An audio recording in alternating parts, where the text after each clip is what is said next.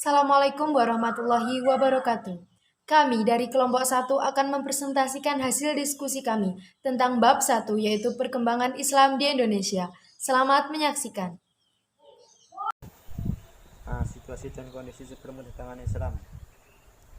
Sebelum kedatangan Islam pada abad ke-15 dan ke-16 di wilayah Nusantara terjadi perubahan sosial yang luar biasa. Perubahan sosial ini terjadi disebabkan oleh persebaran agama Islam serta sistem politiknya yang ditandai dengan adanya perubahan keyakinan keagamaan dari masyarakat Jayan Hindu-Buddha ke masa perkembangan agama Islam.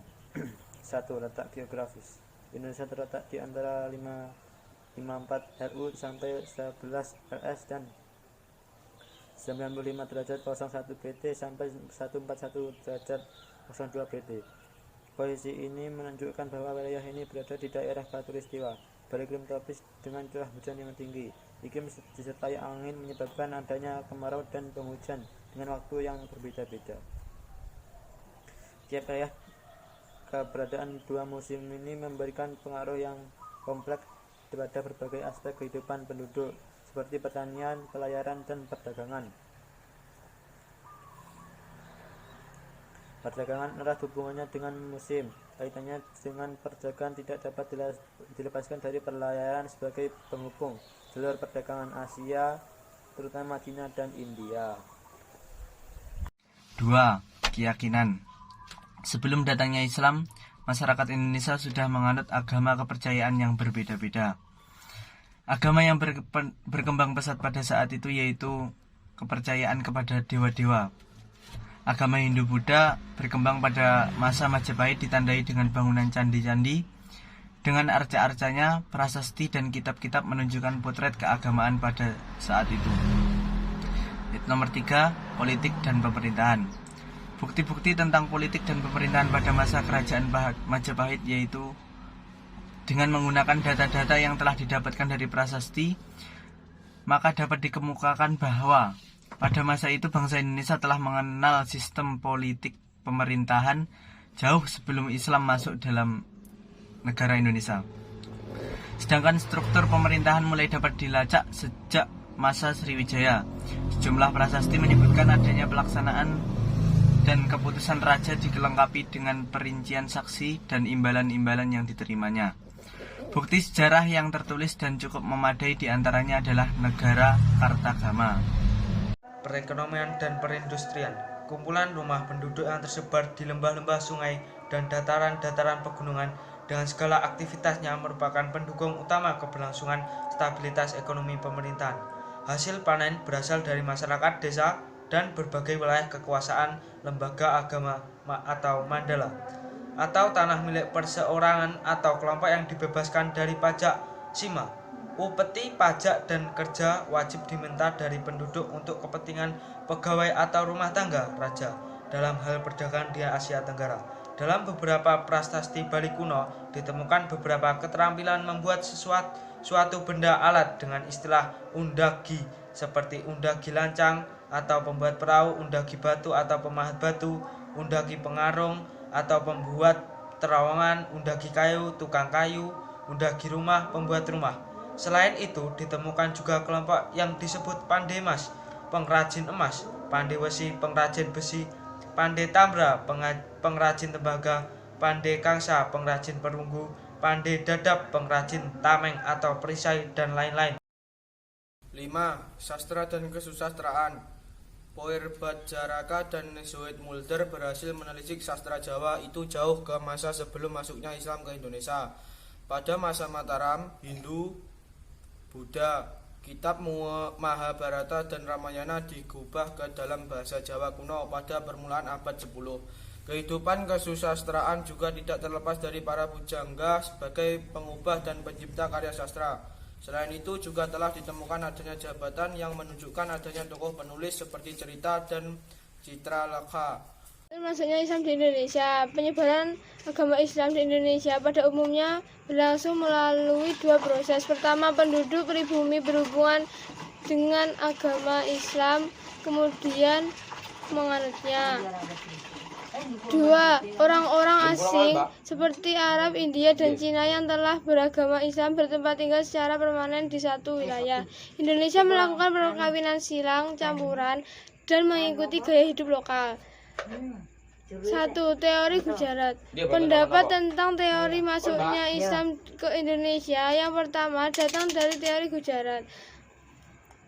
Dalam teori ini diceritakan Islam masuk ke Indonesia pada abad ke-13 Masehi dari perdagangan India. Teori ini berkembang dari Pitnampel dari Universitas Leiden yang mengatakan bahwa asal-usul dari Gujarat dan Malabar, kemudian orang Arab bermazhab Syafi'i bermigrasi ke India dan orang Indialah yang membawanya ke Indonesia.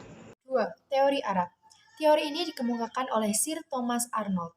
Ia berpandangan bahwa para pedagang Arab telah menyebarkan Islam ketika mereka menguasai secara dominan perdagang Barat Timur sejak abad-abad awal Hijriah atau abad ke-7 dan 8 Masehi. Teori ini mengatakan bahwa Islam datang ke Indonesia secara langsung dari Arab, tidak melalui perantara bangsa lain. Islam sudah datang ke Indonesia pada abad pertama Hijriah atau abad ke-7 sampai 8 Masehi. Langsung dari Arab dengan bukti jalur perdagangan yang ramai dan bersifat internasional sudah dimulai melalui Selat Malaka yang menghubungkan dinasti Tang di Cina, Asia Timur, Sriwijaya di Asia Tenggara, dan Bani Umayyah di Asia Barat. Yang ketiga, teori Persia. Orang yang mengemukakan teori ini adalah sejarawan Husain. Pada teori ini dijelaskan bahwa Islam masuk ke Nusantara pada abad 13 Masehi di Sumatera, yang berpusat pada Samudra Pasai. Bukti-bukti kesamaan kebudayaan antara masyarakat Islam Indonesia dengan Pasai diantaranya adalah A. Adanya peringatan 10 Muharram. B. Adanya kesamaan konsep ajaran Sufisme yang dianut Sufi besar dari Persia. C. Penggunaan istilah bahasa Iran dalam sistem mengeja huruf Arab. D. Kesamaan batu nisan antara Maulana Malik Ibrahim dengan Malik Al-Saleh. 4. Teori Cina. Teori ini menyatakan bahwa Islam datang ke Indonesia berasal dari rantau Cina. Ajaran Islam telah sampai pada abad ke-7 Masehi berdasarkan sejarah Banten dan Hikayat Hasanuddin. Nama dan gelar Raja Demak berdasarkan leluhurnya ditulis menggunakan istilah Cina. Bukti-bukti lainnya adalah masjid-masjid tua yang bernilai arsitektur Tiongkok yang didirikan oleh komunitas Cina. Islam tersebar di Indonesia tidak dengan jalur kekerasan, melainkan jalur dakwah, hikmah, dan nasihat yang baik. C. Strategi dakwah Islam di Indonesia. Masyarakat Asia Tenggara mempunyai peradaban yang tinggi sebelum adanya Islam. Dalam bidang sastra ditemukan buku kuno seperti Kiran Suluk yang mengisahkan perjalanan seorang sufi. Kitab lain seperti Kitab Utasoma, Kitab Negara Kertagama, dan sebagainya. Paparan di atas membuktikan bahwa Indonesia sebelum Islam mempunyai agama lain, yaitu Hindu-Buddha yang telah berkembang sebelumnya. Agama Islam menyebar di Indonesia secara periodik atau bertahap dengan strategi dakwah yang damai. 1. Perdagangan. Pada abad 7 Masehi sampai 16 Masehi, bangsa Indonesia kedatangan pedagang dari Arab, Persia, dan India. Penyebaran agama Islam melalui perdagangan selain efektif juga menguntungkan kama para raja. Bangsawan turut serta dalam aktivitas ini. 2. Perkawinan. Pedagang muslim yang masuk ke Indonesia mempunyai status sosial yang lebih tinggi daripada penduduk pribumi saat itu. Interaksi antara pedagang dan penduduk tidak jarang diteruskan ke perkawinan. Selanjutnya, dalam prosesi perkawinan, pihak pribumi harus mengucapkan lalimah syahadat sehingga perkawinan ini menjadi media yang efektif untuk penyebaran agama Islam. Yang keempat, pendidikan. Penyebaran agama Islam melalui media pendidikan yang berupa pesantren. Pesantren menjadi media yang efektif dalam proses islamisasi di Indonesia. Di antara lembaga pendidikan atau pesantren pada masa awal perkembangan Islam adalah pesantren yang didirikan oleh Sunan Ampel. Dan juga murid yang sudah selesai belajar akan dikirim untuk berdakwah ke seluruh penjuru Indonesia. Sunan Giri yang terkenal sampai Pulau Maluku. Yang kelima, kesenian. Islamisasi melalui kesenian yang paling terkenal adalah dengan mengadakan pertunjukan seni gamelan dan wayang. Kesenian wayang dan gamelan digunakan Wali Songo dalam mengembangkan ajaran Islam. Cara seperti ini banyak ditemui di Yogyakarta, Solo, Cirebon, dan lain-lain. Yang keenam, tasawuf. Para sufi mengajarkan tasawuf yang diramu dengan ajaran yang sudah dikenal oleh masyarakat Indonesia. Seorang sufi bisa dikenal dengan hidup dalam kesederhanaan. Mereka selalu menghayati kehidupan masyarakatnya.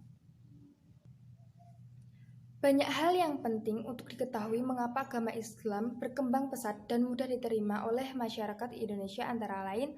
Yang pertama, agama Islam bersifat terbuka, sehingga penyiaran dan pengajaran agama Islam dapat dilakukan setiap orang Islam. Penyebaran agama Islam dilakukan dengan cara damai. Islam tidak mengenal diskriminasi dan tidak membedakan kedudukan seorang dalam masyarakat. Di fase penyebaran Islam di Indonesia, 1. Tahap kehadiran pedagang Muslim atau sebelum abad ke-13 Masehi. Pendapat masuknya Islam di Indonesia sejak abad ke-7 Masehi atau 1 Hijriah ditemukan oleh Syekh Syamsuddin Abu Abdillah Muhammad yang menyatakan bahwa agama Islam masuk ke Indonesia melalui Champa atau Kamboja dan Vietnam sejak zaman Khalifah Umar bin Affan, yakni sekitar tahun 651 Masehi atau abad ke-7.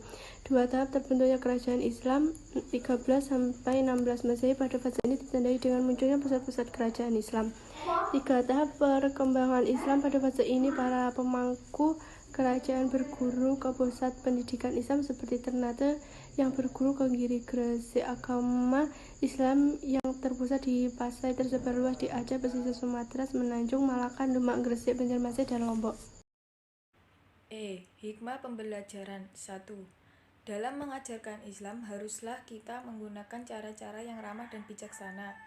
2. Meneladani kesuksesan para ulama dalam menyebarkan Islam di Indonesia.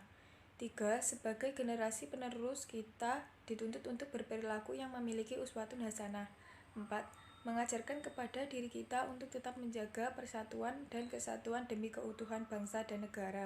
Demikian yang dapat kami sampaikan. Apabila ada kurang lebihnya mohon maaf. Semoga bermanfaat. Billahi taufiq wal hidayah wa ridha wal inayah. Wassalamualaikum warahmatullahi wabarakatuh.